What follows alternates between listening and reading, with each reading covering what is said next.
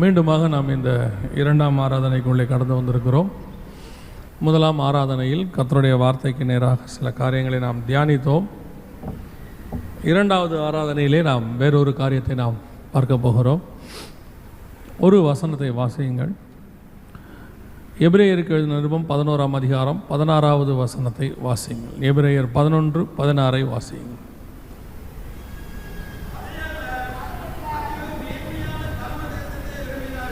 அதை அல்ல, அதிலும் மேன்மையான பரமதேசத்தையே நாடினார்கள். ஆகையால் தேவன் அவர்களுடைய தேவன் என வெட்கப்படவில்லை, அவர்களுக்கு ஒரு நகரத்தை ஆயத்தம் பண்ணினாரே அப்படின்னு நம்ம கண்களை மூடுவோம். நல்ல தகப்பனே, சர்வ வல்லமையுள்ள எங்கள் ஆண்டவரே, தர்மையான வேலைக்காக உமக்கு ஸ்தோத்திரம். கூடி வந்து உம்மை ஆராதிக்கும்படி, உம்முடைய நாமத்தை உயர்த்தும்படி நீர் எங்களுக்கு பாராட்டின தயவுக்காக உமக்கு நன்றி. இப்பொழுதும் எங்கள் தேவனாகிய கர்த்தர் இந்த வேளையிலே நீர் எங்களோடு கூட உம்முடைய சத்தத்தை அனுப்பி பேசுவீராக. உம்முடைய சத்தத்துக்குள்ளே நாங்கள் இருக்க கர்த்தர் எங்களுக்கு கிருபை பாராட்டுவீராக. உம்முடைய வேதமாகிய சத்தம் எங்கள் மத்தியில் கேட்கட்டும், எங்கள் வாழ்க்கையை அது தூய்மையாக்கட்டும். கரத்தில் ஒப்பு கொடுக்கிறோம். நீர் பேசும், நீர் இடைப்படும். எங்கள் ஆண்டவர் இயேசுவின் நாமத்தில் பிதாவே, அல்லேலூயா. எபிரேயருக்கு நிருபம் 11ஆம் அதிகாரம் 16வது வசனத்தில் பழைய ஏற்பாட்டு பரிசுத்தவான்களை குறித்து சொல்லப்பட்டு வருகிறது. அந்த 3வது வசனத்தில் ஆபேலை குறித்து ஆரம்பித்து 32வது வசனத்தில் பின்னும் என்ன சொல்லுவேன், எப்தா, சிம்சோன், பாராக், தாவீது, சாமுவேல் என்பவர்களை குறித்தும் தீர்க்கதரிசிகளை குறித்தும் விவரம் சொல்ல வேண்டுமானால் காலம் போதாது அப்படின்னு இருக்கு. இந்த பழைய ஏற்பாட்டு பரிசுத்தவான்களை குறித்து மிக முக்கியமான விஷயங்கள் எல்லாம் அந்த 11ஆம் அதிகாரத்தில் இருக்கிறது. ஆனால் குறிப்பாக நாம் வாசித்த 16வது வசனத்தில் யாரை குறித்து அப்படின்னு கேட்டிங்கன்னா ஆபிரகாமையும் சாராளையும் குறித்து சொல்லப்பட்டிருக்கு. ஆபிரகாமையும் சாராளை குறித்து சொல்லிவிட்டு அதை அல்ல, அதிலும் மேன்மையான பரமதேசத்தையே அவர்கள் நாடினார்கள் அப்படின்னு இருக்கு. இந்த ஆபிரகாமும் சாராளும் ஏதோ ஒன்றை தேடி இருக்கிறார்கள். அவர்கள் தேடிவிட்டு கடைசியாய் அதை அல்ல, அதிலும் மேன்மையான பரமதேசம் அப்படின்னு இருக்கு. அப்படின்னா இந்த பழைய ஏற்பாட்டு பரிசுத்தவான்களை குறித்து வேதம் சொல்லுகிறது. யாக்கோபு புஸ்தகம், எலியா என்பவன் நம்மை போல ஒரு பாடுள்ள மனுஷனாய் இருந்தாலும் அப்படின்னு இருக்கு. இந்த பைபிளில் இருக்கிற ஹீரோஸ் நாம் பார்க்கக்கூடியதான இந்த பரிசுத்தவான்கள், இவங்க யாருமே சூப்பர் நேச்சுரலாக பிறந்தவங்கள, இயேசுவை தவிர மிச்சம் எல்லாருமே நம்மளை போல நார்மலாக இந்த உலகத்தில் பிறந்தவங்க தான். ஒவ்வொருத்தருடைய வீட்டில் நாம் ஒரு வீட்டில் பிறந்த மாதிரி அவர்களும் பலதரப்பட்ட வீடுகளிலே பிறந்தவர்கள், சாதாரண வாழ்க்கை வாழ்ந்தவர்கள். ஆனால் அவர்கள் ஒரு காலம் வரும்போது ஒரு மிக முக்கியமான ஆவிக்குரிய இடத்தை அடைகிறார்கள். ஸ்பிரிச்சுவல் ஸ்டேட்டஸ் அதை அடைகிறார்கள். அப்படி அவர்கள் அடையும் போது அந்த 16வது வசனம் சொல்லுகிறது, தேவன் அவர்களுடைய தேவன் எனப்பட அவர் வெட்கப்படவில்லை அப்படின்னு இருக்கு. தன்னை அட்ரஸ் பண்ணி கொள்ளும் போது நான் இன்னாருடைய தேவன் என்று சொல்லுகிறாராம். ஏன்னா அவங்க அவ்வளவு அவரிடத்துல உண்மை உள்ளவர்களாக இருந்திருக்கிறார்கள். 400 வருஷம் கழித்து மோசே கேட்குறாரு, என்னை போய் கேட்டால் உங்களுடைய பேரை கேட்பாங்க, உங்கள் பேர் என்ன அப்படின்னு கேட்ட உடனே அவர் சொல்கிறாரு, அதை ஏன் கேட்பானேன், நான் ஆபிரகாமின் தேவனும் ஈசாக்கின் தேவனும் யாக்கோபின் தேவனுமாய் இருக்கிறேன். என் பேரை சொல்கிறத விட ஆபிரகாமுடைய பேரை சொல்லு, அவங்க என்னை ஈஸியாக தெரிஞ்சுப்பாங்கன்றார். அப்படின்னா அந்த ஆபிரகாமுடைய வாழ்க்கை எந்த அளவுக்கு தேவனோடது ஒரு ஐக்கியத்தோடு தேவனை பிரியப்படுத்துகிற அளவில் இருந்திருக்கிறது. அதனால் தேவன் என்ன பண்ணுறாராம், அவர்களுடைய தேவன் சந்தோஷமாக சொல்லிட்டு அவர்களுக்கு ஒரு நகரத்தை ஆயத்தம் பண்ணினார்னு இருக்கு. அவங்களுக்கு ஒரு வாசஸ்தலத்தை ஆயத்தம் பண்ணுறார். இப்போ இங்கே இருக்கிற நீங்களே நானும் எல்லாருமே ஒரு நாள் இல்லை ஒரு நாள் நிச்சயமாக இந்த பூமியை விட்டு கடந்து போவோம். கடந்து போகும்போது உங்களுக்கும் எனக்கும் தேவன் அப்படி ஒரு நகரத்தை ஆயத்தம் பண்ணி இருப்பாரா? அப்படி ஒரு நிச்சயம் நமக்கு இருக்குமா? நான் நிச்சயமாக ஒரு ஸ்தலத்துக்குள்ளே நான் பிரவேசிப்பேன் என்கிற நிச்சயத்தோடு இந்த பூமியை விட்டு நாம் கடந்து போவோமா? அந்த ஒரு நோக்கத்துக்காகத்தான் நீங்கள் இந்த மாதிரி இடத்திற்கு வந்திருக்கிறீர்கள்.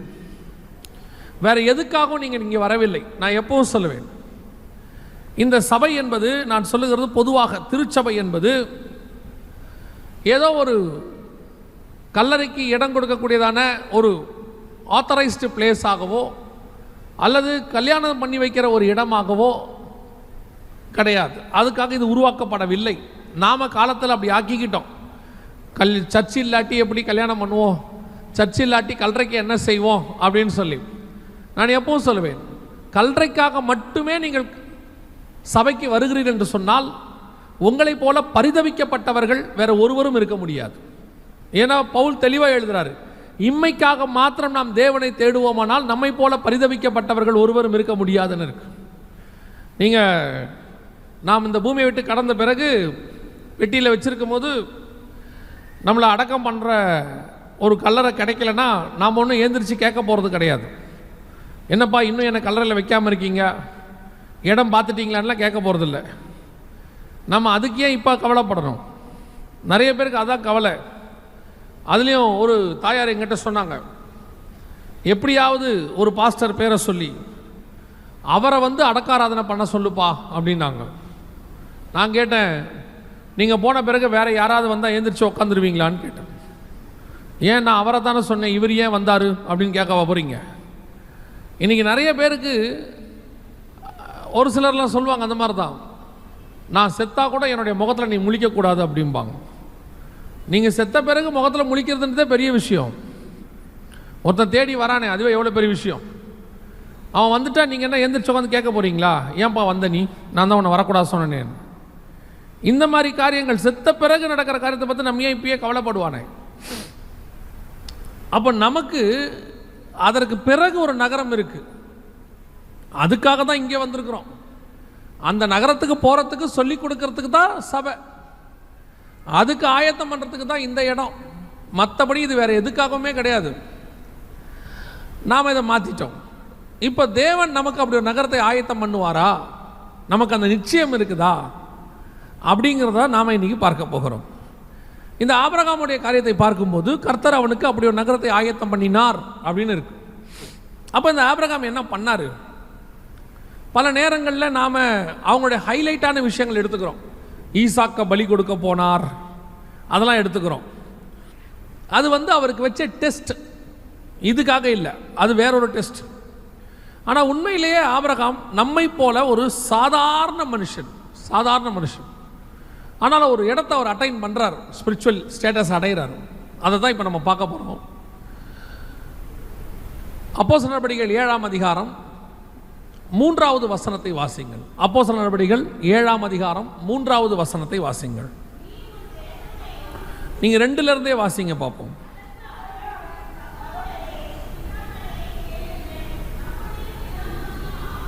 நம்முடைய பிதாவாகிய ஆபிரகாம்,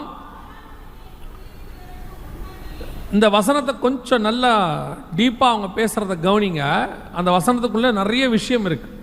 நம்முடைய ஆதி தகப்பனாகிய ஆபிரகாம் காரானூரில் குடியிருக்க முன்னமே மெசொப்பொத்தேமியா நாட்டில் இருக்கும்போதே மகிமையின் தேவன் அவருக்கு வெளிப்பட்டு, நல்லா கவனிங்க, நீ உன் தேசத்தையும் உன் இனத்தையும் விட்டு புறப்பட்டு நான் உனக்கு காண்பிக்கும் தேசத்திற்கு வாய் என்றார். இந்த அழைப்பு எப்போ கொடுக்கப்பட்ட அழைப்பு? ஆபிரகாமை பார்த்து கர்த்தர் சொல்றாரு, மெசொப்பொத்தேமியா தேசத்தில் இருக்கும் போதே, காரானூரில் குடியிருக்கும் முன்னமே. மெசொப்பொத்தேமியா தேசம்னா பைபிளில் ஈராக்குன்னு அர்த்தம்.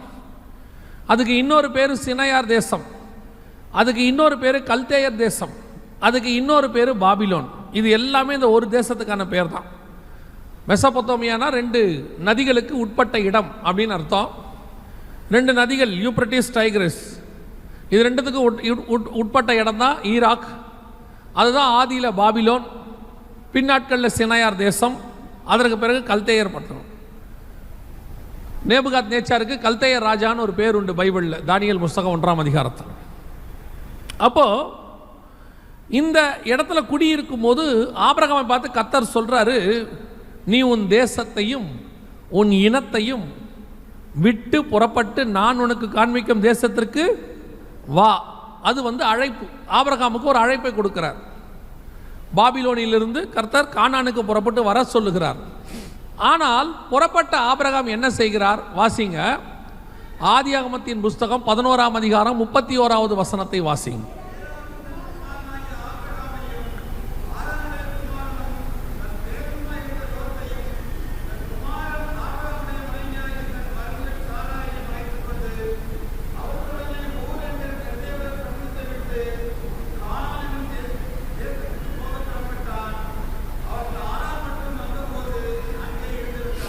அப்போ எங்கே போக புறப்பட்டாங்க?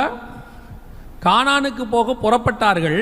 ஆனால் வருகிற வழியில் என்ன தேசம் இருக்கு? ஆரான் ஒரு பட்டணம் இருக்கு. ஆரானிலே அவர்கள் தங்கி விட்டார்கள். அவர்கள் கானானுக்கு போகல, வழியிலே ஆரானிலே தங்கி விட்டார்கள். இந்த ஆரானிலே தங்கின ஆபிரகாம் தேராகோட அவங்க அப்பாவோட சேர்ந்து வீடெல்லாம் கட்டிட்டார். எப்படி நீங்க சொல்றீங்க அப்படின்னா, அவர்கள் தங்கின பிறகு 2வது முறையாய் கர்த்தர் ஆபிரகாமிட்ட பேசுகிறார். 12:1 வாசிங்கள் பார்ப்போம்.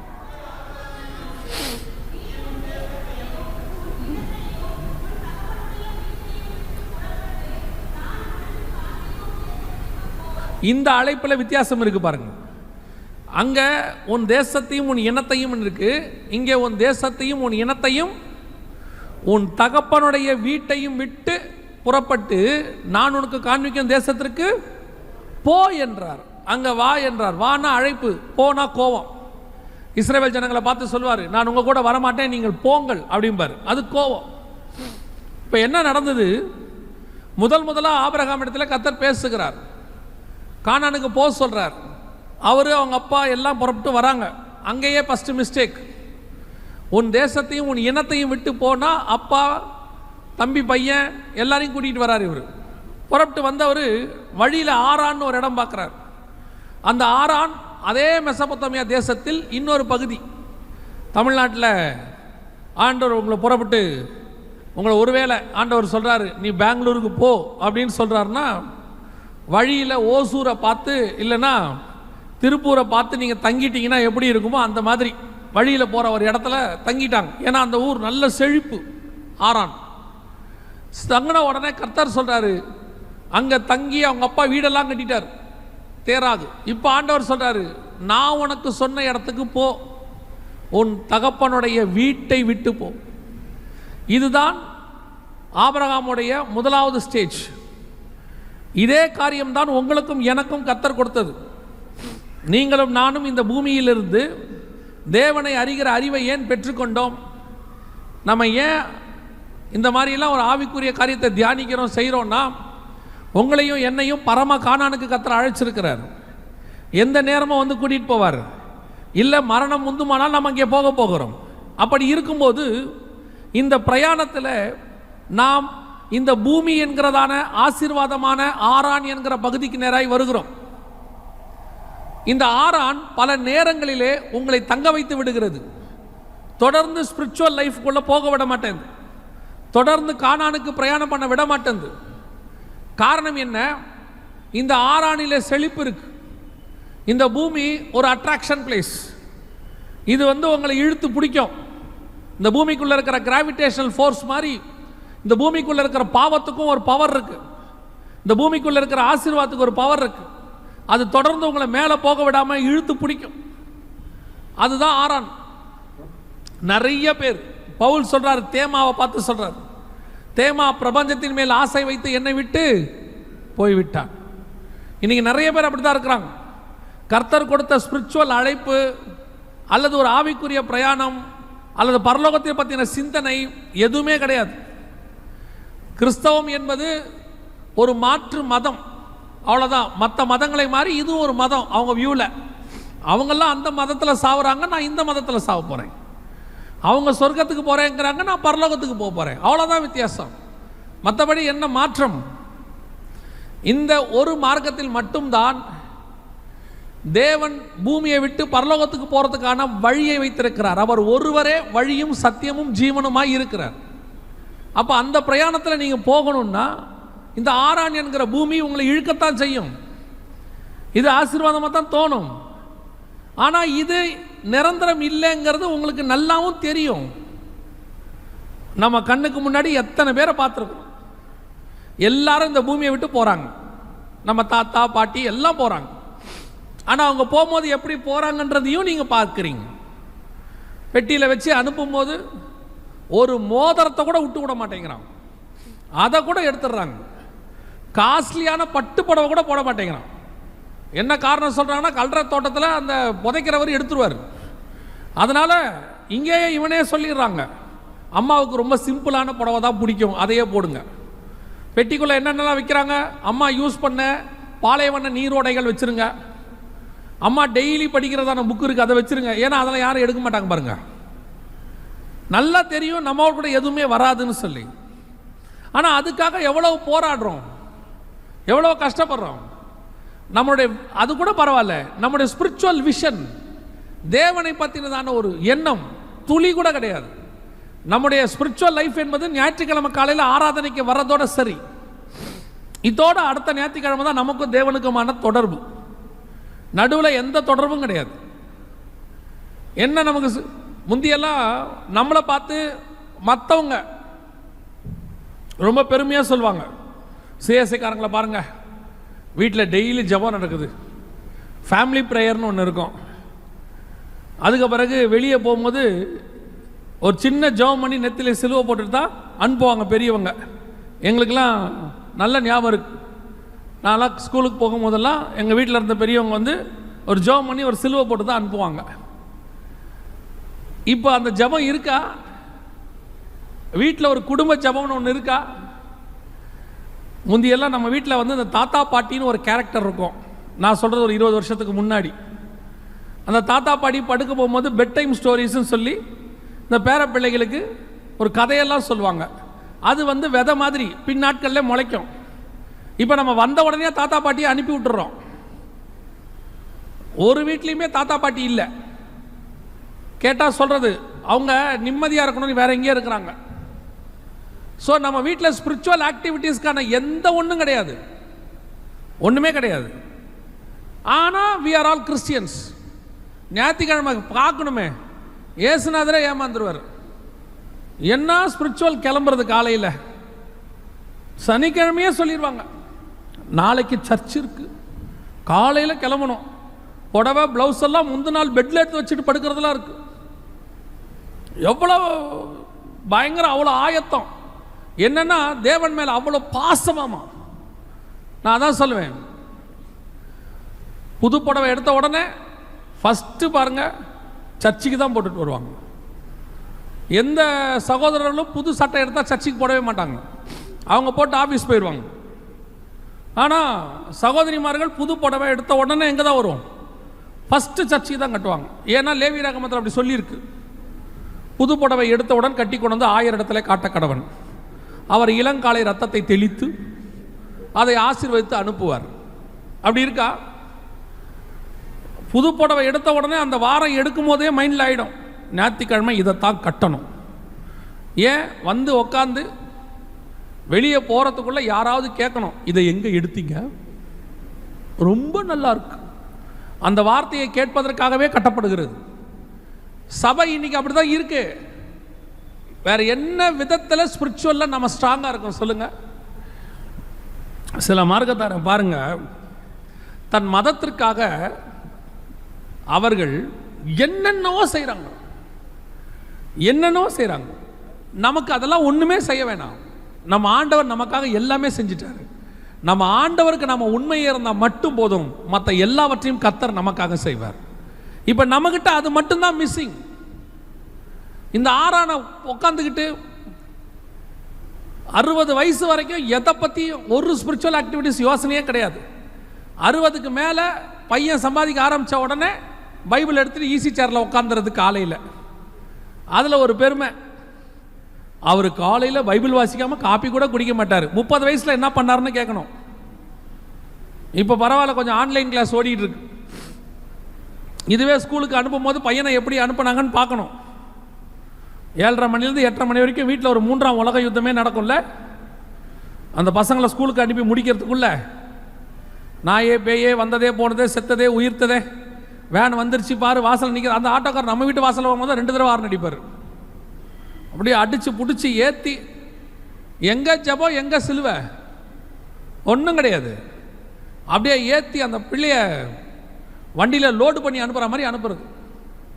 அந்த பையன் ஸ்கூலுக்கு போகும்போது அந்த அம்மா திரும்பி வரும்போது நீங்கள் பார்க்கணுமே, நெப்போலியன் யுத்தத்தை முடிச்சுட்டு வர மாதிரி வருவாங்க. அப்பாடா அவன் ஸ்கூலுக்கு போயிட்டு அவ்வளோ ஒரு திருப்தி. என்னைக்காவது வந்து எனக்கு லீவுன்ட்டானா அவங்களுக்கு அவ்வளோ துக்கம். ஏன் லீவ் விட்டாங்க? ஏன்னா நம்ம வந்து பையன் வீட்டை விட்டு ஸ்கூலுக்கு போயிட்டானா நம்ம ஃப்ரீ. சரி, அமுச்சு வச்சுட்டு நீங்கள் என்ன பண்ண போகிறீங்க? போன உடனே பைபிள் எடுத்துக்கிட்டு கையில் உட்காந்து தியானம் பண்ண போகிறீங்களா? அவங்க போன உடனே டிவி ஆன் பண்ணி விட்டுறது. அதில் என்ன ஓடுது? 11 மணிலேருந்து 3 மணி வரைக்கும் என்ன ஓடுது? இவ குடும்பத்தை அவன் கெடுக்க போகிறான், அவன் குடும்பத்தை இவ கெடுக்க போகிறான், அந்த குடும்பத்தை நாசமாக்குறனா பாரு, சீரியல் இப்படியே தான் ஓடுது. ஒரு ஸ்பிரிச்சுவல் ஆக்டிவிட்டிஸ் கிடையாது. ஆறான் பிடிச்சி இழுக்குது. நல்லா தெரிஞ்சுக்கொள்ளுங்க, கர்த்தர் உங்களுக்கு வச்ச பிரயாணம் வேற. கானானுக்கு போகிறதுக்கு நடுவில் இந்த பூமிக்குரிய ஆசீர்வாதங்கள், பூமிக்குரியதான பாவங்கள், பூமிக்குரிய காரியங்களை நீங்கள் விழுந்து போவீங்களானால், நீங்கள் கிறிஸ்தவர்கள் என்பதனாலேயோ பெரிய சர்ச்சில் மெம்பருங்கிறதுனாலையோ இல்லை நீங்கள் பயங்கரமாக சபைக்கெல்லாம் செஞ்சுருக்கிறீங்கன்றதுனாலையோ ஸ்பெஷல் கோட்டாவில் உள்ளே கூட்டிகிட்டு போக மாட்டாங்க. உங்கள் உள்ளான மனுஷன் கரெக்டாக இருந்தால் மட்டும்தான் போக முடியும். ஏன்னா இப்போ கடைசி காலத்தில் ஒரு பிரசங்கம் வந்திருக்கு. என்ன பிரசங்கம்னா, கிறிஸ்தவர்களாக இருந்தால் போதும், கண்டிப்பாக கர்த்தர் கூட்டி கொண்டு போவார். அப்படி தான் சொல்கிறாங்க. நீங்கள் மட்டும் ஒரு சர்ச்சில் மெம்பர் ஆகிட்டீங்கன்னா கண்டிப்பாக ஆண்டவர் பரலோகத்துக்கு கூட்டு போவார்னு பிரசங்கம் பண்ணுறாங்க. அப்படிலாம் கூட்டு போக முடியாது. எனக்கு தெரிஞ்சு ஒரு ஊரில், தமிழ்நாட்டில் இல்லை வெளியே ஒரு ஊரில் ஒரு ஒயின் ஷாப் பேர் பார்த்தேன். அந்த பேர் டேனியல் ஒயின்ஸ்னு போட்டுருந்துச்சு. அவர் கிறிஸ்டின் தான், ஏதோ ஒரு சர்ச்சில் கண்டிப்பாக மெம்பராக இருப்பார். அவர் பரலோகத்துக்கு போயிடுவாரா? அப்படிலாம் போக முடியாது. உள்ளான மனுஷன் ஆயத்தப்பட்டால் மட்டுமே. இன்னைக்கு ஆபிரகாம் நம்மை போல ஒரு அழைப்பை பெற்று அதை தவறவிட்டு ஆராடியில தங்கி ஆராடின் ஆசீர்வாதங்களில் அவர் மூழ்கி போயிட்டார். கர்த்தர் இப்பொழுது கோபமா பேசுறார். அதே வார்த்தை தான் உங்களுக்கும் தரார். உங்களுக்கு என்ன விஷனுக்கு கூப்பிட்டாரு, உங்களுக்கு என்ன தரிசனம் வச்சிருக்கிறாரு, உங்களுக்கு என்ன ஆண்டவர் வச்சிருக்கிறாரு, கொஞ்சம் உட்காந்து ஆண்டவர்கிட்ட கேளுங்க. சகோதரிமார்கள் கூட பரவாயில்ல, நான் சொல்லுவேன். அவங்க ஏதோ ஒரு நாளைக்கு ஒரு 1/2 மணி நேரம் யாரும் இல்லாட்டி ஜெபம் பண்ணுறாங்க. நான் இப்போ நிறைய சகோதரிமார்களை பற்றி கேள்விப்படுறேன். குடும்ப ஜெபம், அந்த ஃபோனில் கூட்டு ஜெபம் நிறைய பண்ணுறாங்க. சகோதரர்களை பொறுத்த வரைக்கும் என்னென்னா, சம்பாரிச்சிட்டு வந்துட்டோம்னா நம்மளுடைய எல்லா பொறுப்பும் முடிஞ்சிருச்சு. காலையில் போயிட்டு நைட்டு சம்பாரிச்சிட்டு வந்துட்டோம்னா அவங்க உலகத்தையே ஜெயிச்சா மாதிரி நினச்சிக்கிறீங்க. உங்களுடைய பணம் உங்களை பரலோகத்துக்கு கூட்டிகிட்டு போகாது. இந்த பூமியில் வாழ்வதற்கு மட்டுமே அது உதவும், அது பரலோகத்துக்கு கூட்டு போகாது. அதனால் அது தேவையில்லைன்னு சொல்லலை. அதை விட இம்பார்ட்டன்ஸ் உங்களுடைய ஸ்பிரிச்சுவல் லைஃபுக்கு கொடுக்கணும்னு சொல்கிறேன். ஆபிரகாம் ஆரானிலே தங்கிவிட்டார். கர்த்தர் சொல்கிறாரு, உன் இனத்தையும் உன் தகப்பனுடைய வீட்டையும் விட்டு புறப்பட்டு நான் உனக்கு காண்பிக்கும் தேசத்திற்கு போ அப்படின்னு சொல்கிறேன். இதுதான் இன்றைக்கி ஆண்டவர் உங்களுக்கு கொடுக்குறதான ஒரு வார்த்தை. இன்றைக்கி உட்காந்து ஆண்டவர்கிட்ட கொஞ்சம் ஜெபம் பண்ணுங்க. ஆண்டவரே, நீர் என்னை எங்கே போக சொல்லுகிறீர்? நான் போக வேண்டிய பரம கானானுக்கு எது தடையாயிருக்கு? ஆரானினுடைய ஆசீர்வாதங்களா? உலகத்தின் வசனம் சொல்லுது, கண்களின் இச்சை, ஜீவனத்தின் பெருமை, மாம்சத்தின் இச்சை, இவைகள் எல்லாம் உலகத்தில் உண்டானவைகள். இந்த உலகத்தில் உண்டான இது என்னை பிடிச்சி வச்சிருக்கா? கொஞ்சம் சுய பரிசோதனை பண்ணுங்க. இப்போ ஆபிரகாம் புறப்பட்டு போகும்போது அடுத்த தப்பு ஒன்று செய்கிறார். என்ன தப்பு செய்கிறார் பாருங்க, இது 2வது. இதெல்லாம் ஆபிரகாம் லைஃப்பில் நடந்தது, அது அடுத்த மிஸ்டேக். இப்போ இவர் ஆண்டவர் எல்லாத்தையும் விட்டுட்டு போனால் அவர் எதை எடுத்துகிட்டு போகிறார் பாருங்க. வாசிங்க 12ஆம் அதிகாரம் ஆதியாகமத்தின் புஸ்தகம் 5வது வசனத்தை வாசிங்க.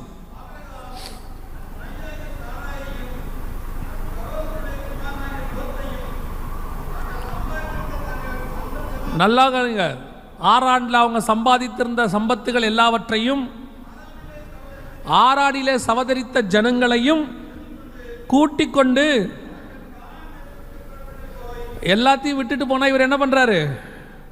திருப்பியும் எல்லாத்தையும் எடுத்துக்கிட்டு போறாரு. கர்த்தர் சொல்றாரு, இந்த பூமியிலிருந்து எதுவும் மேலே வராது. அதுக்கு தான் அடையாளம் கானான். கானானுக்குள்ளே போகும்போது எல்லாத்தையும் விட்டுட்டு போ ஆபிரகாம், உனக்கு அங்கே நான் எல்லாம் வச்சிருக்கிறேன், அது பாலும் தேனும் ஓடுகிற தேசம், அங்கே எல்லாம் நான் வச்சிருக்கிறேன்பா, நீ அங்கே மட்டும் போ, மிச்சத்தை நான் பார்த்துக்கிறேங்கிறாரு. ஆனால் இவர் என்ன பண்ணுறாரு? இங்கே சவதரித்த ஜனங்கள், இங்கே சவதரித்த சம்பாத்தியம், இது பின்னாடி எங்கே வந்து பிரச்சனையாக வந்துச்சு அப்படின்னு கேட்டிங்கன்னா 13ஆம் அதிகாரம் 7வது வசனம் வாசிங்க.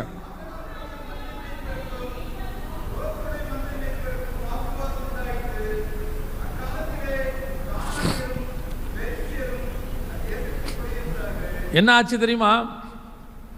இவங்க எல்லாம் சம்பாதிச்சதை கூட்டிகிட்டு எடுத்துகிட்டு போனால் அந்த இடத்துல அதை வைக்கிறதுக்கு பூமி பத்தலையாமா. 7வது வசனம் சொல்லுது, மன்னிக்கணும் 6வது வசனம், அவர்கள் ஒருமித்து வாசம் பண்ண ஏதுவில்லாமல் போயிற்று. இது கர்த்தரே செய்யறது. பல நேரத்தில் கர்த்தர் என்ன பண்ணுறாரு? எல்லாத்தையும் விட்டுட்டு வான்னு சொன்னால் நாம் சேர்த்துப்போம், எல்லாத்தையும் கொடுத்துரு அப்படின்னு சொன்னால் வச்சுப்போம். அது எப்படி? ஆண்டவர் சொல்வார், அதனால் அப்படிலாம் செய்ய முடியாது அப்படின்னு சொல்லி நம்ம வச்சுப்போம். அப்படி இருக்கும்போது கர்த்தரே பிரிப்பார். சில நேரத்தில் என்ன செய்வார்? கர்த்தரே பிரிப்பார். ஏன் இப்படி நடக்குது என் வாழ்க்கையில், எங்களுக்கு ஏன் இந்த மாதிரி காரியம்லாம் நடக்குது அப்படின்னு நீங்கள் யோசிப்பீங்க. நாங்கள் நல்லா தானே சர்ச்சுக்கு போகிறோம், நாங்கள் நல்லா தானே தசமாக காணிக்கெல்லாம் கொடுக்குறோம், எங்கள் வாழ்க்கையில் ஏன் இப்படி நடந்தது அப்படின்னா, உங்ககிட்ட இருக்கக்கூடாதது இருந்தால் அது மனிதர்களோ அல்லது உலக பிரகாரமான பொருளோ ஆஸ்தியோ சம்பாத்தியமோ, கர்த்தர் அதை உங்களை விட்டு பிரிப்பார். அது உங்கள் நன்மைக்கு. சில நேரங்களிலே ஆண்டவர் பிரிவினையை அனுமதிக்கிறார். இந்த பிரிவினை நமக்கு அடுத்த ஸ்டேஜுக்கு போகிறதுக்கு உதவும். நாம் எப்பவுமே பிரிவினையை விரும்ப மாட்டோம். ஆனால் பைபிள் சொல்லுது, நான் பிரிவினையை உண்டாக்கவே வந்தேன்னு கர்த்தர் சொல்கிறார்.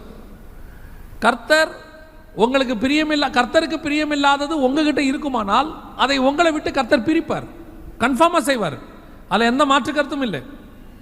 இப்போ லோத்து நீதிமான் தான், தப்பான ஆள்லாம் கிடையாது. பைபிள் சொல்லுது நீதிமானாகிய லோத்துன்னு இருக்கு. ஆனாலும் பிரித்தார். திடீர்னு ஆண்டவர் வந்து அந்த மாதிரி பிரிப்பார். சிலரை உங்களை விட்டு போக சொன்னால் நீங்கள் அனுப்பிடணும், சிலர் உங்க கூட இருக்கக்கூடாது. ஆண்டவர் உங்களை தான் ஆசீர்வதிக்க விரும்புகிறார். இவங்க என்ன பண்ணுவாங்கன்னா, அந்த ஆசீர்வாதத்துக்கு பங்கில்லாத ஆட்களை கூட வச்சுப்பாங்க. அவர் ஆரம்பத்தில் ரொம்ப நமக்கு உதவியாக இருந்தார். ஆண்டவர் சொல்கிறாரு, பல நேரங்களில் இந்த பிரிவினை தான் உன் உயர்வுக்கு காரணமாக இருக்கும். ஒரு பெரிய ராக்கெட்டாக இருக்க மேலே விடுறாங்க, நீங்கள் பார்த்துருப்பீங்க. ஒரு சர்டன் டிஸ்டன்ஸ் போன உடனே அந்த ராக்கெட் பிரிஞ்சு கீழே விழும். அதுக்கப்புறம் தான் அடுத்த ஸ்டேஜ் மேலே போகும். அப்படி போக போக ஒரு பார்ட்ஸாக கழண்டு விழும். கடைசியாக பார்த்தீங்கன்னா ஸ்பேஸ் ஷட்டில்னு ஒரு சின்ன கூடை மாதிரி ஒன்று மேலே போய் ரீச் ஆகும். மிச்சம் எல்லாமே கீழே விழுந்துக்கிட்டே இருக்கும். இது கீழே விழ தான் அடுத்த ஸ்டேஜுக்கு அது போகும். அந்த மாதிரி நம்ம வாழ்க்கையில் ஒவ்வொரு ஸ்டேஜில் ஆண்டவர் சிலரை பிரிப்பார், சிலரை நம்ம விட்டு தூரப்படுத்துவார். அவர்கள் போவது நல்லது. அது கர்த்தர் அனுமதிக்கிற பிரிவு. நாமளா சண்டை போட்டு அனுப்புறதில்லை, அது தானாகவே நடக்கும். நம்மளை விட்டு அவங்க போவாங்க. நம்ம என்ன பண்ணுவோம்? இல்லை நாம் கீழேருந்து மேலே வரைக்கும் ஒன்று மண்ணா வந்தோம், அதனால் கடைசி வரைக்கும் நம்ம ஒன்றா தான் இருக்கணும்னு சொல்லி நீங்கள் அதை பிடிச்சி வைக்க முயற்சி பண்ணிங்கன்னா ரெண்டும் சேர்ந்து கடலில் விழும். இதுவும் மேலே போவாது, அதுவும் உங்களை கீழே இழுத்துரும். இதுதான் லா, இதுதான் முறை. இப்படி தான் ஆண்டவர் வச்சிருக்கிறார். இயேசுவானவரே ஒரு காலகட்டம் வரைக்கும் குடும்பத்தோடு இருந்து அதுக்கு பிறகு வேறு பிரிக்கப்பட்டார். அதற்கு பிறகு கொஞ்சம் கொஞ்சமாக தன்னை தனிமைப்படுத்த தொடங்கினார். கடைசியாக பாருங்கள், சிலுவைக்கு போகிறதுக்கு முந்தின நாள்லாம் போய் பாருங்கள், அவரை தேடி தான் கண்டுபிடிப்பாங்க. சீஷர்களை தேடி தான் கண்டுபிடிப்பாங்க. அந்த அளவுக்கு தன்னை தனிமைப்படுத்துவார். அது நல்லது. சில பிரிவினைகளை கர்த்தர் உங்கள் வாழ்க்கையில் அனுமதிச்சிருக்கிறாருன்னா அப்படியே விடுங்க. நீங்கள் அந்த பிரிவினையை போய் ஆண்டவருக்கு விரோதமாக செய்யாதீங்க. அதனால் உங்களுக்கு நஷ்டம்தான் வரும். உங்கள் கூட தான் இருந்திருப்பாங்க, ஆனால் போவாங்க. ஏன்னா கர்த்தர் அனுமதிக்கிறார், போக சொல்கிறார். லோத்து மாதிரி ஆட்கள் போகணும். அப்படி போனால் தான் அடுத்து அந்த 13ஆம் அதிகாரத்தை நல்லா வாசிச்சு பாருங்க. வசனம் தெளிவாக சொல்லுது, 14வது வசனத்தில், லோத்து ஆபிரகாமை விட்டு பிரிந்த பின்பு கர்த்தர் ஆபிரகாமை பார்த்து, உன் கண்களை ஏறெடுத்து நீ இருக்கிற இடத்தை பார், இருக்கிற இந்த பூமி முழுவதையும் நான் உனக்கும் உன் சந்ததிக்கும் என்றென்றைக்கும் இருக்கும்படி கொடுத்து அப்படின்னு இருக்கு. இதோட அர்த்தம் என்ன? பல நேரங்களிலே உங்களுக்கு வர வேண்டிய ஆசீர்வாதம் வராமல் இருப்பதற்கு கூட சில தடைகள் இருக்கும். அந்த தடைகளை கர்த்தர் ரிமூவ் பண்ணுவார். அது போனா தான் இந்த ஆசீர்வாதம் உங்களுக்கு வரும். அது இருக்கிற வரைக்கும் அந்த ஆசீர்வாதம் வராது. அது கர்த்தர் செய்வார், நீங்க செய்யக்கூடாது. ஏன்னா இப்போ நான் இப்படி சொன்ன உடனே சில சகோதரிகளுக்கு போன உடனே கணவன்கிட்ட சொல்லக்கூடாது, பாருங்க பிரதர் அப்பயே சொன்னார், உங்கள் அம்மா இருக்கிற வரைக்கும் நமக்கு எந்த ஆசீர்வாதமும் வராது, உடனே உங்கள் அம்மாவை அனுப்பி விடுங்க, அந்த கதை இல்லை. ஏன்னா இப்போ நம்ம எப்படி வசனம் சொன்னாலும் அது அவங்களுடைய லாங்குவேஜில் புரிஞ்சுக்கிறாங்க. அப்படி இல்லை. உங்கள் ஆசீர்வாதத்துக்கு தடையான சில காரியங்கள் உங்களிடத்துல இருக்கும், உங்கள் கூட இருப்பாங்க, அது உங்ககிட்ட இருக்கும். கர்த்தர் ரிமூவ் பண்ணுவார், அதுக்கு அனுமதி கொடுங்க. அந்த அந்த காரியத்தை ரிமூவ் பண்ணும்போது நீங்கள் விட்டுட்டீங்கன்னா அதோட கர்த்தர் உங்களை அடுத்த ஸ்டேஜுக்கு கொண்டு போவார். அது பெயினாக இருக்கும், இப்பயும் சொன்னேன், அது ஒரு பெயினாக இருக்கும், ஆனால் அது ஆசீர்வாதமாக இருக்கும். இப்படி கர்த்தருடைய அந்த அனுமதிக்கு இடம் கொடுத்தவர்கள் தான் இன்னைக்கு பெரிய லெவலில் வந்திருக்கிறாங்க. ஆண்டவர் கொண்டு வரார், மேலே மேலே கொண்டு போவார். இது 2வது ஸ்டேஜ். இப்போ ஆபிரகாம் செய்த 3வது தவறு ஒன்று இருக்கிறது. அது என்னன்னு பாருங்க. ஆதியாகமத்தின் புஸ்தகம் 12ஆம் அதிகாரத்தில் 16வது வசனத்தை வாசிங்க.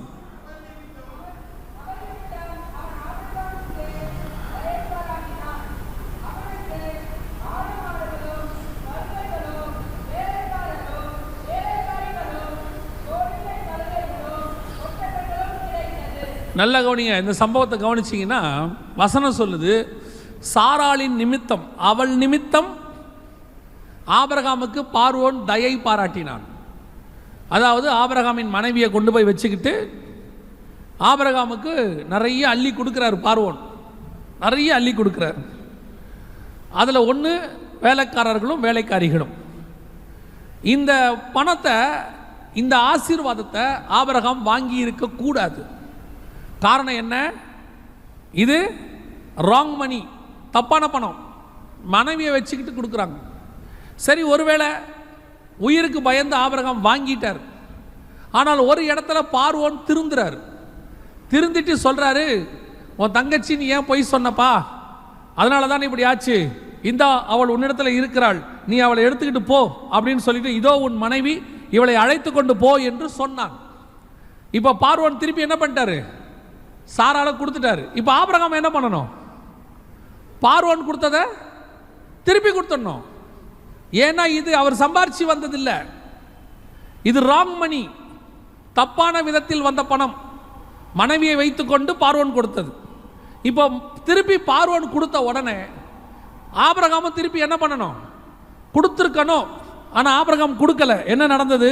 அடுத்த வசனம், பார்வோன் அவளை குறித்து தன் மனுஷருக்கு கட்டளை கொடுத்தான், அவர்கள் அவனையும் அவன் மனைவியும் அவனுக்கு உண்டான எல்லாவற்றையும் அனுப்பிவிட்டார்கள். இப்போ ஆபிரகாம் கூட யார் வந்திருக்கான்னு கேட்டிங்கன்னா, எகிப்தின் ஆசீர்வாதம் வந்திருக்கு.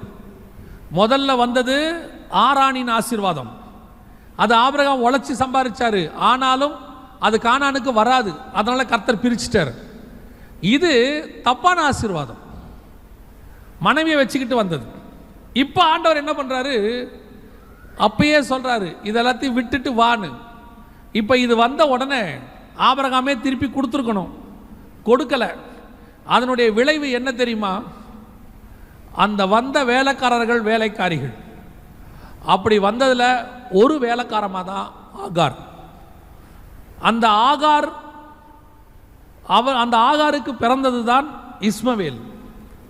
அந்த இஸ்மவேல் யார் அப்படின்னு கேட்டிங்கன்னா 16வது அதிகாரம் சொல்லுது, அவன் ஒரு துஷ்ட மனுஷன் அப்படின்னு இருக்கு. 16ஆம் அதிகாரம் ஆதியாகமத்தின் புஸ்தகத்தில் 12வது வசனம், அவன் துஷ்ட மனுஷனாய் இருப்பான், அவனுடைய கை எல்லாருக்கும் விரோதமாகவும் எல்லாருடைய கையும் அவனுக்கு விரோதமாகவும் இருக்கும், தன் சகோதரர் எல்லாருக்கும் எதிராக குடியிருப்பான் என்றார். நல்லா கவனிச்சுக்கொள்ளுங்க. ராங் மணி, ராங் பிளஸிங், தப்பான ஆசீர்வாதம். அந்த ஆசீர்வாதத்தினுடைய விளைவு என்ன தெரியுமா? உன் சந்ததியிலே ஒரு துஷ்டன் உருவாகுவான். ஏன் நல்ல நீதிமானுடைய சந்ததிக்குள்ள துஷ்டன் வரான்? நம்ம அப்பாக்கெல்லாம் நீதிமான்கள் தெரியுமா உங்களுக்கு?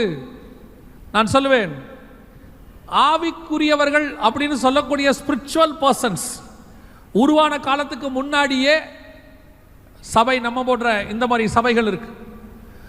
அப்பவே அவர்கள் பரிசுத்தாவியை பெறாத போதும் அவர்கள் நீதிமான்களாக இருந்தார்கள். இன்னைக்கு இருக்கக்கூடியதான இவ்வளோ வேத அறிவெல்லாம் அவங்களுக்கு அன்றைக்கி கிடையாது. ஆனால் தேவ பயம் இருக்கும். லஞ்சம் வாங்க மாட்டாங்க, ஒருத்தருக்கு விரோதமாக ஒருத்தர் ஏமாற்ற மாட்டாங்க.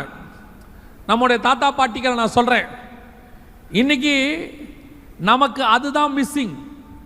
இன்னைக்கு நம்மளை பொறுத்த வரைக்கும் எப்படி பிளஸ்ஸிங் வந்தாலும் சரி, எப்படி ஆசீர்வாதம் வந்தாலும் சரி, அது பணத்தை சம்பாதிச்சு 4 பக்கம் வீடை கட்டி 4 இடத்துல வீடை வாங்கி போட்டு இடத்த வாங்கி போட்டுடணும், பேங்க்கில் பேலன்ஸ் இருக்கணும், அவ்வளோதான். உடனே நம்ம என்ன சொல்கிறோம்? யார் செய்யலை, யார் பண்ணலை? உன்னுடைய சந்ததியில் ஒரு நாள் ஒரு துஷ்டன் வருவான். அதான் நடக்கும். நிறைய காலத்தில் நீங்கள் நல்லா சம்பாரிச்சிடுறீங்க தப்பான விதத்தில். ஆனால் 16 வயசில் பையன் தப்பாக நடக்கிறான், பொண்ணுடைய வாழ்க்கை தப்பாக போகுது. அப்போ ஊழியக்காரங்கிட்ட வந்து நிற்கிறீங்க, என் பையனுக்காக ஜெபம் பண்ணுங்க, என் பொண்ணுக்காக ஜெபம் பண்ணுங்க. காரணம் என்ன? நாங்கள்லாம் பரம்பரையாக திருச்சபைக்குள்ளேயே இருந்து வளர்றவங்க. எங்கள் குடும்பத்தில் எப்படி ஒருத்தன் இப்படி வந்தான் வருவான்? ஏன் தெரியுமா? எங்கேயோ தப்பு நடந்திருக்கு. கொஞ்சம் உட்காந்து ஆராய்ந்து பாருங்க. யாருடைய பணத்தை கொள்ளையடிச்சிங்க, யாருடைய ஆசீர்வாதத்தை நீங்கள் தப்பாக வாங்கினீங்க, அக்கா தங்கச்சிகளை ஏமாத்தினது, அண்ணன் தம்பிகளை ஏமாத்தினது, லஞ்சம் வாங்கிறது, வட்டிக்கு விடுறது, இதெல்லாம் தப்பு. Against to Bible. செஞ்சுட்டு சபைக்குள்ளே வந்து உக்காந்துட்டு தசமாக காணிக்க கொடுத்துட்டா எல்லாம் சரியாயிரும்னு, கணக்கு கிளியர் ஆயிரும்னு நினைக்காதீங்க. இப்போ அப்படி தான் இருக்கு. சபைக்குள்ளேயே வட்டிக்கு விடுறாங்க, சபைக்குள்ளேயே அக்கிரமம் நடக்குது. அக்கா தங்கச்சிக்கு எதிராக கேஸ் போட்டு நல்லா தெரியும் அது நம்மளது இல்லைன்னு, ஆனாலும் கேஸ் போடுறது, பக்கத்து வீட்டுக்கார மேலே கேஸ் போடுறது, அவனோட இடத்த அபகரிக்க பார்க்கறது, எல்லாம் கத்தர் பார்த்துக்கிட்டு இருக்கிறார். நீங்கள் ஜெயிச்சிருவீங்க கேஸில், ஆளை பிடிச்சி. இதில் ஒரு பெருமை வேற, நமக்கு கோயம்புத்தூரில் இருக்கிற அந்த எஸ்ஐயை தெரியும், இந்த எம்எல்ஏவை தெரியும், அந்த வார்டு மெம்பரை தெரியும். நீ செய்கிறது எல்லாமே கர்த்தருக்கு தெரியும். எல்லாம் நோட்டு போட்டு வச்சிருக்காரா, ஜீவ புஸ்தகம் எல்லாம் கனெக்ட் பண்ணி கரெக்டாக வச்சிருப்பாரு. ஒரு நாள் அடிப்பாரு பாருங்க, தட்டி தூக்குவாரு. அன்னைக்கு தான் புலம்புவிய, ஏன் இப்படி நடக்குது? சதன் ரயில்வேல ஒரு மனுஷன் இருந்தான், நான் பெயர் சொல்ல விரும்பவில்லை. ஒரு மனுஷன் இருந்தான், அந்த ரயில்வேலேயே உயரிய போஸ்டிங் அது. அப்பொழுது அவர் என்ன பண்ணாரு, ஊழியர்கள், ரயில்வே ஸ்டாஃப்ஸ் எல்லாருக்கும் நடுவில் ஒரு ஃபண்டு மாதிரி ஆரம்பித்து ஆல் ஓவர் சவுத் இந்தியாவில் எல்லாரும் அதில் காசு போட்டாங்க. நான் சொல்கிறது 1980s. அப்போவே பல கோடி ரூபாய் அது. அவருக்கு ஒரே ஒரு பையன்தான். அந்த மனுஷன் அவர்களுக்கே தெரியாமல் அந்த எல்லா ஃபண்டுமே அவர் பேரில் இருந்துச்சு. பார்க்குறதுக்கு தான் வெளியரங்கமாக அது காமனாக தெரியும், ஆனால் அவர் எடுக்க முடியும் அதை. ஒரு நாள் அத்தனை பேர் ஏமாற்றிட்டாரு. கோர்ட்டில் கேஸ் நிற்கலை, ஏன்னா லாப்படி எல்லாம் பக்காவாக செஞ்சிட்டார். எனக்கு தெரிஞ்சு நிறைய அந்த ரயில்வே ஊழியர்கள் வயிற்றில் அடிச்சுக்கிட்டாங்க, எங்கள் காசு போச்சே அப்படின்னு. ஒரு நாள் வந்தது, அந்த ஒரு பையன் ட்ரெயினில் போகும்போது அடிபட்டு செத்து போனான். எந்த பையனுக்காக இவ்வளோ சொத்து சேர்த்தாரோ அந்த பையன் ட்ரெயினில் அடிபட்டு செத்து போனான். ஒரே ஒரு வாரம்தான், அவன் செத்த ஒரு வாரம்தான். அந்த மனுஷன் என்ன ஆனானே தெரியாது, மொத்தத்தையும் விட்டுட்டு எங்கே போனானும் தெரியாது.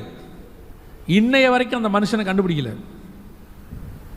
கவனிச்சுக்கொள்ளுங்க, நீங்கள் செய்கிற சம்பாதிக்கிற அநியாயமான பணம் யாருக்கும் தெரியாது, யாருக்கும் புரியாது. லாப்படி செஞ்சிடலாம், நமக்கு பெரிய மனுஷங்களை தெரியும், நம்மளை ஒன்றும் சட்டம் ஒன்றும் செய்யாது, எதுவும் தெரியாது, யாரும் ஒன்றும் பண்ண மாட்டாங்க. நீதிபதியை கூட விலை கொடுத்து வாங்கிடுவாங்க. சட்டத்தை ஜெயிச்சிருவாங்க, மக்களை ஏமாத்திடுவாங்க, மெஜாரிட்டியில் கூட வந்துருவாங்க. கர்த்தர் கொண்டு போடுவார், கர்த்தர் கொண்டு போடுவார். எவ்வளோ கண்டெய்னர் நேரம் பணம் வச்சிருந்தாலும் கர்த்தர் கொண்டு போடுவார். You must be very careful. கர்த்தர்கிட்ட விளையாடக்கூடாது. கொஞ்சம் பணமாக இருந்தாலும் உண்மையாக இருந்து பாருங்க, கர்த்தர் உங்களை அநேகத்து மேல் அதிபதியாக வைப்பார். நம்முடைய தாத்தா பாட்டிங்கிட்ட முப்பாட்டங்கிட்ட நம்ம மாதிரி சபையில் தான் அவங்களும் மெம்பர். அந்த காலத்தில் அவங்கக்கிட்ட ரொம்ப பணம் இல்லை, ஆனால் உண்மை இருந்துச்சு. அவர்கள் உண்மைக்காக தான் கர்த்தர் இன்னைக்கு உங்களை எல்லாம் ஆசீர்வதிச்சு இன்னைக்கு உட்கார வச்சிருக்கிறார். நம்ம அப்பா அம்மாக்களை நீ பார்த்துருப்பீங்க, தாத்தா பாட்டியெல்லாம். எங்கள் தாத்தாலாம் அப்படித்தான். ஒரு பழம் கூட ஃப்ரீயாக வாங்க மாட்டார். இத்தனைக்கும் கவர்மெண்ட் ஸ்டாஃப் எடுத்துகிட்டு போப்பாம்பார். கர்த்தருடைய கிருபை இன்னைக்கு அவர் சந்ததியில் வந்த நாங்கள் ஊழியக்காரர்களாக இருக்கிறோம். நான் சந்தோஷமாய் சொல்லுவேன். ஆனால் இன்னைக்கு இருக்கிற சந்ததி அப்படி இல்லை. அதுவும் இந்த கடைசி காலத்தில் பணப்பிரியராக இருக்கிறார்கள். எப்படி வேணாலும் சம்பாதிக்கலாம். ஏதோ கொஞ்சம் ஊழியங்களுக்கும் தான தர்மத்தையும் சர்ச்சு வாசலில் உட்காந்துருக்கிறவங்களுக்கும் எல்லாம் செஞ்சு கொடுத்துட்டா எல்லா பாவமும் மன்னிக்கப்பட்டுரும் நினைக்கிறீங்க. நிறைய பேருடைய சந்ததி பாதிக்கப்பட்டு போச்சு.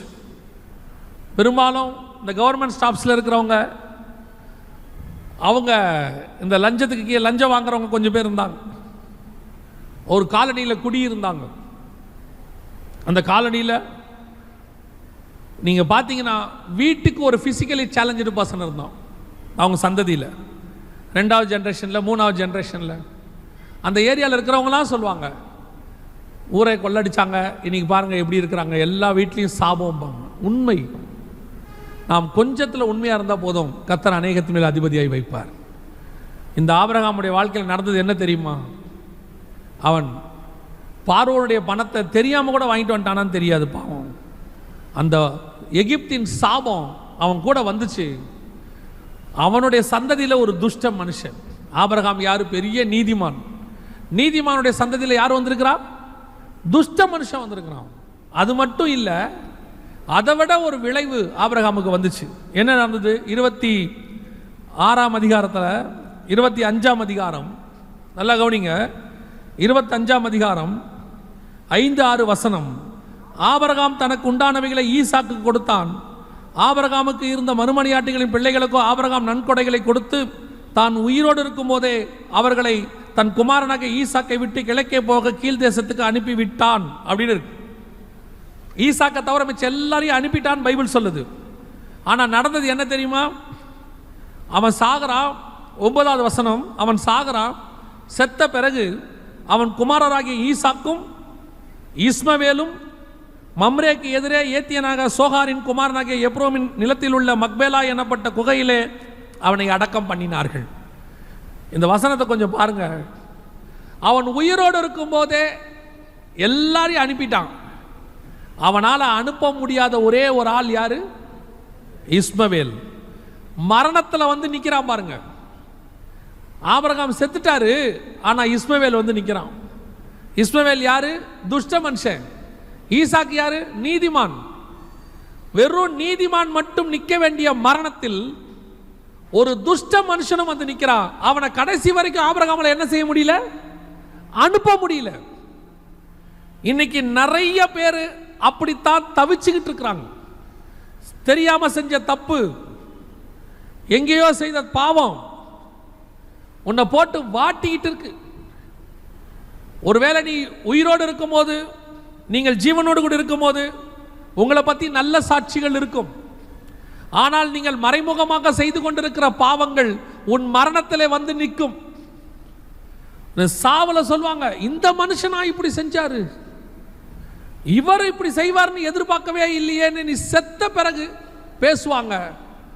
அந்த கரையை உங்களால் போக்க முடியாது, எழுந்துருச்சு, அவ்வளோதான். அது கடைசி வரைக்கும் அந்த சாபம் நிற்கும். நிறைய பேருடைய லைஃப்ல இதான் நடக்குது. ஆண்டவர் எப்படி செய்வார் தெரியுமா? உயிரோடு இருக்கும்போது நீதிபதியை விலைக்கு வாங்கிடுவாங்க, குற்றவாளி இல்லைன்னு சர்டிஃபிகேட் வாங்கிடுவாங்க. செத்த பிறகு தீர்ப்பு கொடுப்பாரு குற்றவாளின்னு. அதுக்கப்புறம் கடைசி வரைக்கும் அப்பீலே பண்ண முடியாது. கடைசி வரைக்கும் அப்பீல் பண்ண முடியாது. லா படி குற்றவாளி தான். அவ்வளோதான். இனிமேட்டு லைஃப்பில் எப்போ எடுத்தாலும் செத்த பிறகு தீர்ப்பு வந்துருச்சுன்னா குற்றவாளி தான். அதுதான் கர்த்தர் அடிக்கிற அடி. உயிரோடு இருக்கும்போது செஞ்சாதானே நீ மாறுவ, செத்த பிறகு தீர்ப்பு கொடுப்பாரு. அதுதான் ஆபிரகாமுக்கு நடக்குது இங்கே. பாவம், எல்லாரும் போயிட்டான், ஒரே ஒரு துஷ்ட மனுஷன் வந்து நிற்கிறான். தவறாக சம்பாதிக்கிறது, தப்பான பிளஸ்ஸிங், வாழும்போது அந்த இளம் பிராயத்தில் இருக்கும்போது ஒன்றும் தெரியாமல் ஒரு ஆட்டத்தை ஆடிடுறது, தேவ பயம் இல்லாமல் செஞ்சிடறது, மனைவி பிள்ளைகளுக்கு கூட தெரியாமல் செஞ்சிடறது, கணவன் பிள்ளைகளுக்கு தெரியாமல் செஞ்சிடறது, வந்து நிற்கும் பின்னாடி கடைசியாக. அதுக்கப்புறம் அந்த கரையை துடைக்கவே முடியாது, மாற்றவே முடியாது. You must be very careful அந்த விஷயத்தில்.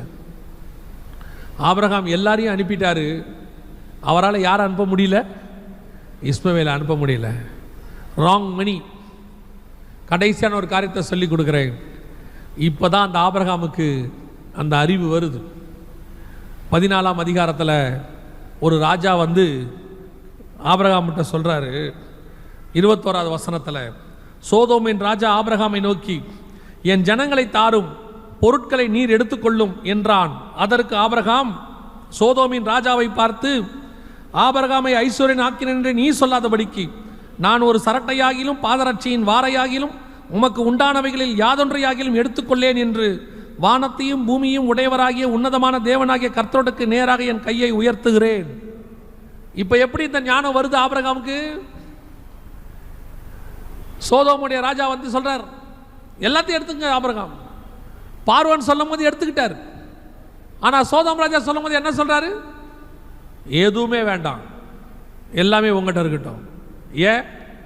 என்னை ஐஸ்வர்யன் ஆக்கிறவர் ஒருவர் இருக்கிறார், அவர் என்னை ஐஸ்வர்யன் ஆக்குவார். சோதோம் அழிவின் பணம். நல்ல வேளை ஆபிரகாம் எடுக்கல. எடுத்திருந்தார்னா அடுத்த அதிகாரத்தில் சோதோம் அழிய போகுது. அழியும் போது ஆபிரகாமுடைய சொத்து என்ன செஞ்சிருக்கும்? சேர்ந்து அழிஞ்சிருக்கும். அதனால் ஆபிரகாம் நிறுத்திட்டார், ஆண்டவர் வாங்க விடாமல். நல்லா தெரிஞ்சுக்கொள்ளுங்க, உங்களை என்னையும் ஆசீர்வதிக்கிற ஒருத்தர் இருக்கிறார். அவர் அப்படியே ஓவர் நைட்டில் உங்களை பூமுன்னு ஆசீர்வதிக்க மாட்டார். நாளை காலையில் வீட்டை கண்ணை திறந்து பார்த்தா வீட்டு வாசலில் 10 கோடி ரூபா பணம்லாம் இருக்காது. பீரோவை திறந்த உடனே 150 சவரன் திடீர்னு வந்து கொட்டாது. அதெல்லாம் செய்யாது. படிப்படியாக ஆசீர்வதிப்பார், உண்மைக்கு தக்கதாக ஆசீர்வதிப்பார், கொஞ்சம் கொஞ்சமாக முடிப்பார். நீங்கள் முடிக்கும் போது பார்த்தீங்கன்னா சம்பூர்ணமாய் கர்த்தர் உங்களை ஆசீர்வதிச்சிருப்பார். அது ஆண்டவர் செய்வார். ஒன்று மட்டும் தெரிஞ்சுக்கொள்ளுங்க, நம்மளை ஆசீர்வதிக்காமல் கர்த்தர் வேறு யாரை ஆசீர்வதிக்க போகிறார்? நாம் அவருடைய பிள்ளைகள், அவர் நம்முடைய தகப்பன். அப்படி இருக்கும்போது ஏன் அறக்க பறக்க சேர்க்குறீங்க? 60 வயசுக்குள்ளே எல்லாத்தையும் சேர்த்துணுன்னு ஒரு வெறி, அப்படியே அடித்து பிடிச்சி போடுறது, சொந்தக்காரங்களை ஏமாற்றி அடிக்கிறது. கிடைக்கிற காசில் உண்மையாக இருங்க. நீங்கள் கொஞ்சத்தில் உண்மையாக இருங்க, அநேகத்தின் மேல் கர்த்தர் அதிபதியாய் வைப்பார். இதெந்த அறிவு வந்த உடனே தான் ஆபிரகாம் சொல்கிறாரு, இதெல்லாம் ஒன்றுமே இல்லைப்பா, உற்று அதை அல்ல, அதிலும் மேன்மையான பரமதேசம் கானானையே அவன் நாடினான். இப்போ கர்த்தர் சொல்கிறாரு, நான் ஆபிரகாமின் தேவன். நீ எப்போ இந்த பாவத்தை எல்லாம் உதறி சொல்லிட்டு அந்த சகையு சொன்ன மாதிரி என்னுடைய அக்கிரமத்தின் பணத்தெல்லாம் திருப்பி தந்துடுறேன், அதெல்லாம் எனக்கு வேண்டாம், இயேசுநாதர் என் வீட்டுக்கு வந்தால் போதும், இதெல்லாம் தந்துடுறேன்னு சொல்லி ஒரு முடிவை நீங்கள் எடுத்தீங்கன்னா, வேதம் சொல்லுகிறது இன்று இந்த வீட்டுக்கு ரட்சிப்பு வந்தது. ஒரே ஒரு காரியத்தை நான் சொல்லிட்டு முடிச்சிடுறேன். ஒரு தகப்பன் பல ஆயிரம் கோடி ரூபாய் அரசாங்கத்தை ஏமாற்றி சம்பாதிச்சார், இன்னும் உயிரோடு இருக்கிறார், சம்பாதிச்சார். ஒரு நாள் அவருடைய இடத்துல செய்தி கொடுப்பதற்கான ஒரு வேலை வந்தது. இந்த வசனத்தை பேசிக்கொண்டே இருக்கிறேன். ஒரு 25 வயது வாலிபன், அவருடைய பையன், பல ஆயிரம் கோடி ரூபாய்க்கு சொத்து உள்ள ஒரு வாலிபன் வந்து முடிஞ்ச உடனே என் கையை பிடிச்சிட்டு கேட்டான், அங்கிள், இந்த தகப்பன் மூலமா வந்த சாபத்தை நான் எப்படி மாற்றுறதுன்னு எனக்கு சொல்லிக் கொடுங்க அங்கிள். எங்கள் அப்பா வச்சிருக்கிறது எல்லாமே தப்பான பணம், அந்த சாபம் என்னை விரட்டி பிடிக்குது, இதுலேருந்து விடுதலை ஆக்கிறதுக்கு எனக்கு ஒரு வழி சொல்லுங்க அங்கிள். வீட்டில் ஃபாரின் கார் நிற்குது, அந்த ஏரியாவில் பங்களாக்கள் இருக்கு அவங்களுக்கு. ஆனால் அந்த பையனுடைய உணர்வு என்ன தெரியுமா? இதெல்லாம் சாபத்தில் வந்தது, உண்மையான பணத்தில் நான் வாழணும்னு நினைக்கிறேன், அந்த சந்ததியை கர்த்தர் நிச்சயம் ஆசீர்வதிப்பார். அல்லேலூயா. நீங்கள் உண்மை உள்ளவர்களாக இருக்கும்போது உங்களை மட்டுமல்ல உங்கள் சந்ததியும் கர்த்தர் ஆசீர்வதிப்பார். ஒருவேளை நான் இப்படி சொன்னதுனால நீங்கள் வருத்தப்படாதீங்க. நீங்கள் உண்மையாக இருந்து பாருங்கள். நிறைய பேர் இருக்கிறாங்க நம்ம சபைகளில், அந்த தேவ பயம் உண்டு. அந்த தேவ பயம்தான் இன்னும் சபையை வாழ வச்சுக்கிட்டு இருக்குது. தொடர்ந்து நீங்கள் தேவனை உறுதியாக பற்றி கொள்ளுங்க. ஒரு நாள் வரும், கர்த்தர் உங்களை உயர்த்துவதற்கு வல்லமையுள்ளவராக இருக்கிறார். நீங்கள் அறிந்து தப்பான விதத்தில் பணத்தை சம்பாதித்தோ யாரோட எடுத்திருப்பீங்கனால் தயவு செய்து திருப்பி கொடுங்கள். அது உங்களுக்கு நலமாய் முடியும். அல்லேலூயா. நாம் ஜெபம் பண்ண போகிறோம். தேவ சமூகத்தில் ஆண்டவரை நோக்கி பார்க்க போகிறோம். இருக்கிற இடத்துல அப்படியே கண்களை மூடி ஒரே 2 நிமிஷம் மட்டும் நீங்கள் சுய பரிசோதனை பண்ணி பாருங்க. வேதம் சொல்லுது, நம்மை நாமே நிதானித்து அறிந்தோமானால் நாம் நியாயம் தீர்க்கப்படும். அப்படிதான் பைபிள் சொல்லுது. நம்மை நாமே நிதானித்து அறிந்தோமானால் நாம் நியாயம் தீர்க்கப்படும். எங்க தவறி இருக்கிறோம், எந்த இடத்துல தவறணும், இப்போ நீங்கள் தவறிட்டீங்க, மனம் திரும்பிட்டீங்கன்னா நல்லது. தொடர்ந்து நீங்கள் அதை செய்வேன்னு நீங்கள் செஞ்சு, இல்லை நீங்கள் செஞ்சதுக்கு ஒரு சுயநீதி ஏதோ ஒரு காரணத்தை சொல்லி நீங்கள் அதிலிருந்து தப்பிச்சுக்கலான்னு நினச்சிங்கன்னா, ஒன்று உங்கள் கையிலிருந்து கர்த்தர் அதை வாங்குவார், இல்லை அந்த சாபம் உங்களை தொடர்ந்து பிடிக்கும், சந்ததியையும். இப்போவே நம்ம விட்டுட்டோம்னா, நம்ம விட்டதுக்கு கர்த்தர் நம்மளை ஆசீர்வதிச்சு அதை காட்டிலும் மேலாக தந்து நம்மளை ஆசீர்வதிப்பார். அதுதான் உண்மை. நாம் ஜெபிக்க போகிறோம். கர்த்தர் என் கூட பேசி இருக்கிறார். கர்த்தருடைய வார்த்தை மத்தியில் கடந்து வந்திருக்கு. ஆண்டவர் அவருடைய வசனத்தோடு கூட என்னோடு பேசினான்னு சொல்கிறவங்கெல்லாம் கரங்களை ஆண்டவருக்கு நேராக உயர்த்தி, ஆண்டவர் நீர் என்னோடு கூட பேசினதுக்காக நன்றின்னு சொல்லுவோமா? கர்த்தருடைய வார்த்தை எங்கள் மத்தியில் கடந்து வந்ததுக்காக உமக்கு நன்றி. எங்கள் திருச்சபையில் உடைய வார்த்தை வந்ததுக்காக ஸ்தோத்திரம். ஒப்பு கொடுத்து ஜெபம் பண்ணுவோமா? சர்வ வல்லமையுள்ள எங்கள் தகப்பனே, தர்மியான 2வது ஆராதனைக்காக உமக்கு ஸ்தோத்திரம். தேவனாகிய கர்த்தர் தந்த சந்தர்ப்பத்திற்காக உமக்கு நன்றி. மகிமையுள்ள கரத்தில் தாழ்த்துகிறோம். இந்த வசனம் இன்று மட்டும் அல்ல ஆண்டவரே, தொடர்ந்து அவங்க வாழ்நாள் முழுவதும் பேசட்டும், இடைபடட்டும், அவர்களுக்குள்ளே கடந்து வரட்டும். கர்த்தர் நீர் பேசுவீராக. ஆசீர்வதி இயேசுவின் நாமத்தில் பிதாவே.